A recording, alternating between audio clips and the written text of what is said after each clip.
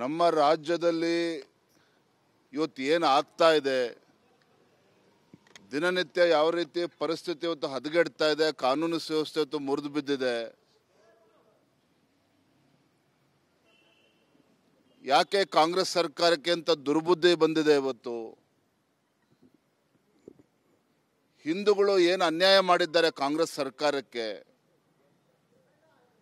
ಇವತ್ತು ರಾಜ್ಯದ ಜನ, ಅಸಂಖ್ಯಾತ ಹಿಂದೂ ಕಾರ್ಯಕರ್ತರು ಮಾನ್ಯ ಮುಖ್ಯಮಂತ್ರಿಗಳನ್ನು ಇವತ್ತು ಪ್ರಶ್ನೆ ಮಾಡ್ತಾ ಇದ್ದಾರೆ.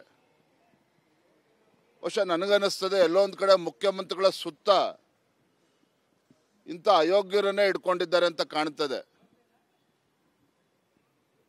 ಹಿಂದೂಗಳ ಮೇಲೆ ಇವತ್ತು ಹಲ್ಲೆ ಆಗ್ತಾ ಇದೆ, ಹಿಂದೂಗಳ ಮೇಲೆ ಕಲ್ಲೆಸೆತ ಆಗ್ತಾ ಇದೆ. ಗಣಪತಿ ಮಹೋತ್ಸವ ಕೂಡ ವಿಜೃಂಭಣೆಯಿಂದ ಇವತ್ತು ಹಿಂದೂಗಳು ಮಾಡೋದಕ್ಕೆ ಸಾಧ್ಯ ಆಗ್ತಾ ಇಲ್ಲ. ಎಲ್ಲವೂ ಕೂಡ ಎಲ್ಲೋ ಒಂದು ಕಡೆ ಈ ಕಾಂಗ್ರೆಸ್ ಸರ್ಕಾರದ ಅಲ್ಪಸಂಖ್ಯಾತ ಓಲೈಕೆ ರಾಜಕಾರಣ ಕಳೆದ 2 ವರ್ಷದಿಂದ ಎರಡೂವರೆ ವರ್ಷದಿಂದ ನಿರಂತರವಾಗಿ ನಡ್ಕೊಂಡು ಬಂದಿದೆ. ಮತ್ತು ಇತ್ತೀಚೆಗೆ ಕ್ಯಾಬಿನೆಟ್ ಡಿಸಿಷನ್ ಅನ್ನು ಕೂಡ ತೆಗೆದುಕೊಂಡ್ರು. ಯಾರಿವತ್ತು ದೇಶದ್ರೋಹಿಗಳು ಪೊಲೀಸ್ ಸ್ಟೇಷನ್ಗೆ ಕಲ್ಲನ್ನು ಬಿಸಾಕಿದ್ರೋ, ಯಾವ ದೇಶದ್ರೋಹಿಗಳು ಪೊಲೀಸ್ ಸ್ಟೇಷನ್ಗೆ ಬೆಂಕಿ ಹಚ್ಚುವಂಥ ಕೆಲಸವನ್ನು ಮಾಡಿದ್ರು, ಅವರ ಮೇಲೂ ಕೂಡ ಇವತ್ತು ಕೇಸಸ್ಸನ್ನು ವಿಡ್ರಾ ಮಾಡಿರುವಂಥದ್ದು.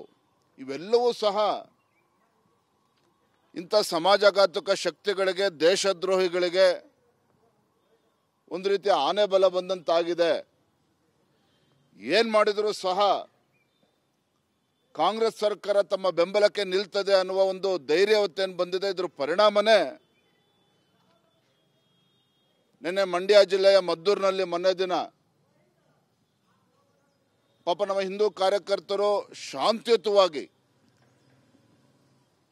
ಗಣಪತಿ ವಿಸರ್ಜನೆ ಮಾಡುವ ಮೆರವಣಿಗೆಯಲ್ಲಿ ಸಾಗಬೇಕಾದ್ರೆ ಪೊಲೀಸರು ಒತ್ತಾಯ ಮಾಡಿದಾಗ ಅಲ್ಲಿ ಹಿಂದೂ ಕಾರ್ಯಕರ್ತರು ಏನೂ ಕೂಡ ಸದ್ದು ಗದ್ದಲ ಇಲ್ದೇನೆ ಇವತ್ತು ಮಸೀದಿ ಮುಂದೆ ಸಾಗಿದ್ದಾರೆ, ಹೋಗಿದ್ದಾರೆ ಮೆರವಣಿಗೆ. ಇದಾದರೂ ಸಹ ಕಾರ್ಯಕರ್ತರ ಮೇಲೆ ಕಲ್ಲೆ ಬಿಸಾಕಿರ್ತಕ್ಕಂಥದ್ದು, ಹೆಣ್ಣುಮಕ್ಳ ಮೇಲೆ ಲಾಠಿ ಚಾರ್ಜ್ ಮಾಡಿರುವಂಥದ್ದು, ಪಾಪ ಪೊಲೀಸರೇನು ಅನ್ಯಾಯ ಮಾಡಿದ್ದಾರೆ, ಪೊಲೀಸ್ ಮೇಲೂ ಕೂಡ ಕಲ್ಲೆಸ್ತಿರ್ತಕ್ಕಂಥದ್ದು.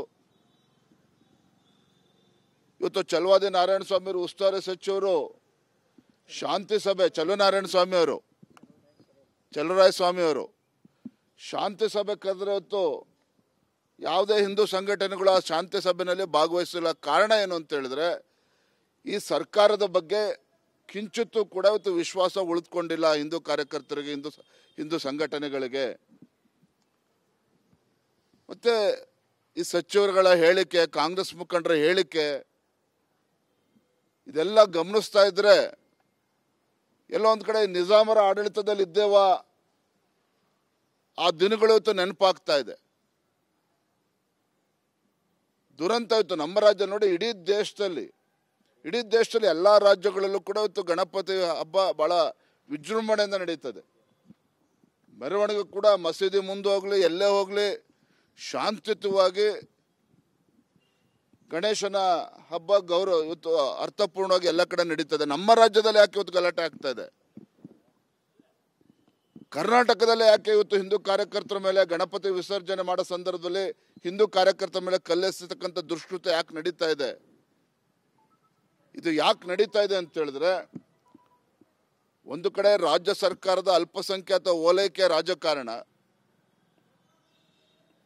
ಆ ದುಷ್ಕರ್ಮಿಗಳ ವಿರುದ್ಧ ಇದ್ದಂಥ ಹಿಂದಿನ ಕೇಸ್ಗಳನ್ನು ವಿಡ್ರಾ ಮಾಡಿರುವಂಥದ್ದು. ಇದರ ಪರಿಣಾಮನೇ ಇವತ್ತು ಇವೆಲ್ಲ